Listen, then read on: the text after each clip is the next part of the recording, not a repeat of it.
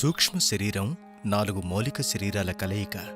అవి చేతన, మనసు, బుద్ధి, అహంకారం.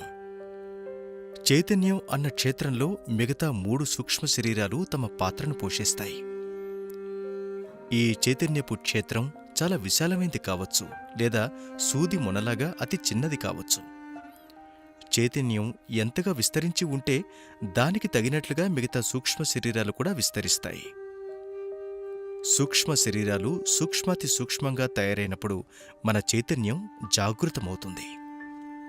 అప్పుడు మనలో వెలువడే దివ్య ప్రకాశాన్ని మన వ్యవస్థ అంతటా వ్యాపించేలా చేస్తుంది. అనంతమైన ఆత్మకు, భౌతిక శరీరానికి మధ్య ఈ సూక్ష్మ శరీరాలు వంతెనలాంటివి. ఈ శరీరాల్ని శుభ్రపరిచి పవిత్రంగా చేసి సూక్ష్మ శరీరాల్ని సమతుల్యతతో, సామరస్య సంబంధంతో ఉంచి మనల్ని మన చైతన్యంతో అనుసంధానం అయ్యేలా చేస్తాయి. ఆ తర్వాత మన జీవితానికి మార్గదర్శకత్వం చేస్తూ ఎలాంటి పరిస్థితుల్లో అయినా నమ్మకంతో, ధైర్యంగా ఎదుర్కోవటానికి మన చైతన్యం పైన నిజంగా ఆధారపడగలం. మన స్థితి సమతుల్యంగా లేనప్పుడు మన అంతరంగంలో ఇబ్బందిని గమనిస్తాం.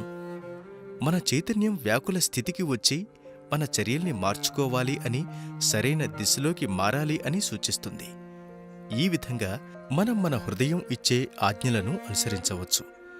మన చైతన్యం సూచిస్తున్నది అనుసరిస్తూ ఉండే కొద్దీ మనం అంతరంగంలో శాంతిని అనుభూతి చెందుతాం. అప్పుడు మన హృదయంలో చెప్పలేనంత సంతోషం వెల్లి విరియడం మొదలవుతుంది.